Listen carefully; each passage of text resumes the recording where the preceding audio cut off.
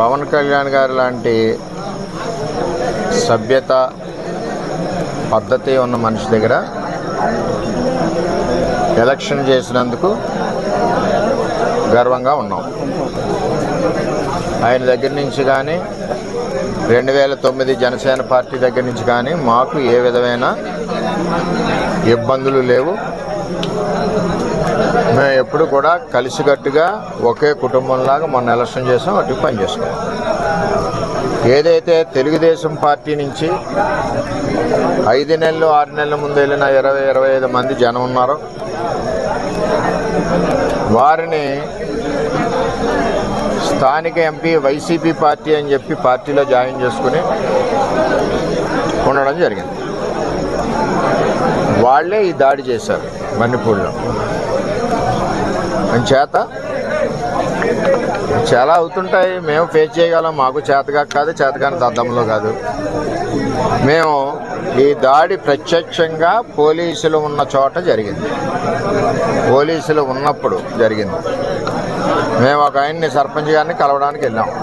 ఎలక్షన్లో రకరకాలుగా చేశాం. మేము పబ్లిక్గా చేసిన వాళ్ళు ఉన్నారు, చాటుని చేసిన వాళ్ళు ఉన్నారు, వెనకుండి మాకు హెల్ప్ చేసిన వాళ్ళు ఉన్నారు.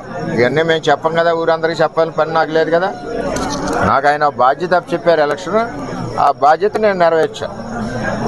అంచేత వాళ్ళు దాడి చేశారు, చాలా దారుణంగా దాడి చేశారు.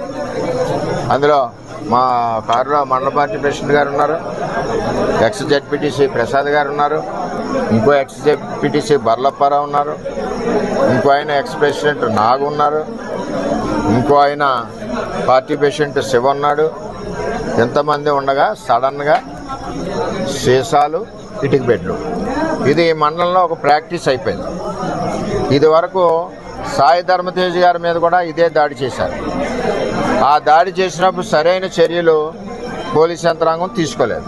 ఆఖరికి వాళ్ళు వెళ్ళిపోయాక దాడి జరిగిందన్నారు తప్పితే, వాళ్ళు ఉండగా దాడి జరిగి దెబ్బలు తగిలితే వాళ్ళు వెళ్ళిపోయాక దాడి జరిగిందన్నారు. సరే, ఇదంతా కాంట్రవర్సీ ఎందుకని మేము మాట్లాడుకుంటున్నాం. ఇది నన్ను చంపడానికి కుట్ర జరిగింది.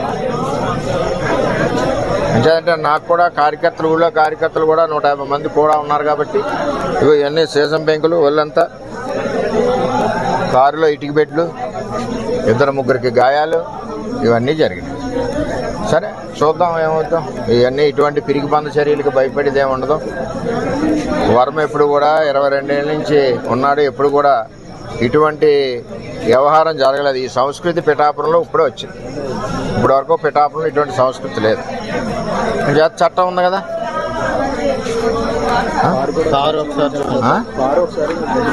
కారు కూడా ఒకసారి చూడండి. ఆ కారును కూడా నేను రిపేర్ చేయించిన, ఆ కారుని సెంట్రల్లోనే ఉంచేస్తా. పోలీసు సరైన నిర్ణయం తీసుకునే వరకు ఆ కారు ఈవేళ ఇక్కడ గెస్ట్ హౌస్ దగ్గర ఉంది, రేపు రోడ్డు మీద సెంటర్లో పెట్టేస్తా లాక్ చేసి. కొత్తగా తెలుగుదేశం పార్టీ నుంచి కొత్తగా వెళ్ళిన జనసేన నాయకులు వన్నిపూడికి సంబంధించి ఇంకా ఉన్నారు. వాళ్ళ చరిత్ర కూడా ఇది వరకు అదే. అందుకనే పార్టీలోంచి పంపించాం, ఆ పార్టీలో తీసుకున్నారు. అది ఎవరి పార్టీ వాళ్ళ ఇష్టం, మనం వద్దని అనడానికి వీల్లేదు. సరే ఏం జరుగుద్దో ఆలోచిద్దాం. మా నాయకులు అయితే కంప్లైంట్ వద్దన్నారు, మేము ఇప్పటి వరకు కంప్లైంట్ కూడా ఇవ్వలేదు. అది జనసేన అధినేతకి నిన్నటికి నేటికి కూడా మీరు దేవుళ్ళలాగే కనిపించారు, దేవుడు అనేది అని అంటున్నారు.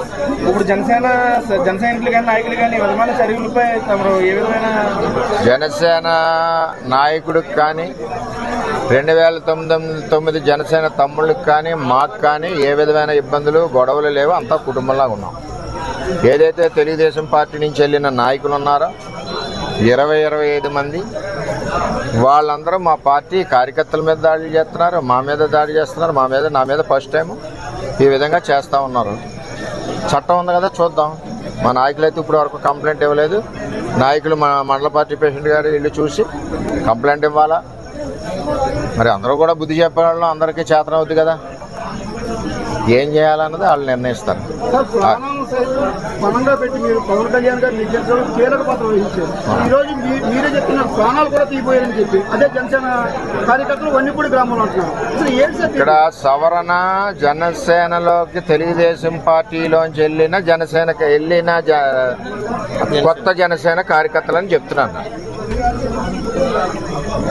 ఇది ఎంపీ గారి గ్రూప్. ఇది ఆయన ఇప్పటి నుంచి కాదు, 8 నెలల నుంచి వీళ్ళ ద్వారా తెలుగుదేశం పార్టీ మీద పోరాడుతూ ఉన్నాడు. జనసేన బలానికి పనిచేయలేదు ఆయన ఎప్పుడు.